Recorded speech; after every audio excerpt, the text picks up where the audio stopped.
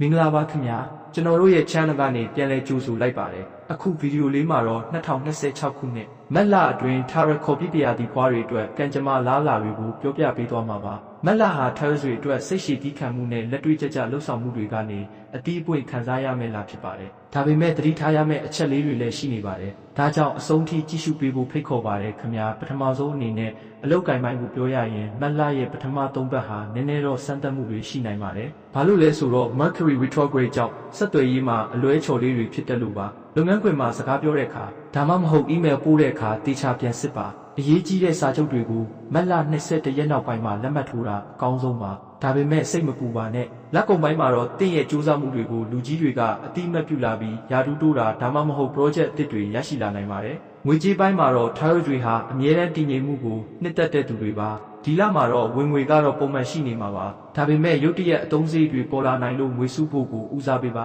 ရင်းနှီးမြှုပ်နှံမှုအသစ်တွေကိုတော့လလယ်လောက်မှာတေချာလေ့လာပြီးမှလုပ်ပါအချစ်ရေးမှာတော့မက်လ10ရက်နေ့ဟာ Taurus တွေအတွက်အထူးခြားဆုံးနေ့ပါပဲတင်းရဲ့အုပ်စိုးကြိုဖြစ်တဲ့ Venus တောကြချိုကတင်းရာသီခွင်ထဲကိုဝင်လာမှာဖြစ်လို့အချစ်ရေးမှာပိုပြီးချုံနေလာမယ်လူချစ်လူခင်ပေါ်များလာမဲ့ကာလဖြစ်ပါတယ်လူပြိုအပြိုတွေအတွက်တော့စိတ်ဝင်စားစရာကောင်းတဲ့သူနဲ့ဆုံရနိုင်ပါတယ်ကျမ်းမာရေးပိုင်းမှာတော့အလုတ်တန်ကြောင့်စိတ်ပင်ပန်းတာမျိုးဖြစ်နိုင်ပါတယ်အစာအိမ်နဲ့အစာချေစနစ်ကိုဂရုစိုက်ပါအစားတောက်မှန်ဖို့လိုပါတယ်တတိထားရန်အနေနဲ့မက်လထဲမှာတစ်ခုခုကိုအရန်လောပြီးဆုံးဖြတ်တာမျိုးမလုပ်ပါနဲ့ Taurus ရဲ့တဘာဝအတိုင်းဖြည်းဖြည်းချင်းရှောက်လန်းတာကပဲတင့်ကိုအောင်မြင်မှုပေးပါလိမ့်မယ်ခြုံငုံကြည့်ရရင်2026မက်လဟာ Taurus တွေအတွက်စောင့်ဆိုင်းရကျိုးနှံ့မဲ့လာလို့ပြောလို့ရပါတယ်လအစာပိုင်းမှာအခက်ခဲလေးတွေရှိနိုင်ပေမဲ့လကုံပိုင်းမှာတော့အရာရာကတင်းပတ်မှာရှိနေမှာပါဒီဗီဒီယိုလေးကိုနှစ်သက်တယ်ဆိုရင် like နဲ့ subscribe လုပ်ထားဖို့မမေ့ပါနဲ့ဦးနောက်ထပ်ရာသီခွင်တွေအကြောင်းကိုလည်းတင်ဆက်ပေးဦးမှာဖြစ်ပါတယ်အားလုံးပဲကံကောင်းတဲ့မက်လလေးဖြစ်ပါစေခင်ဗျာ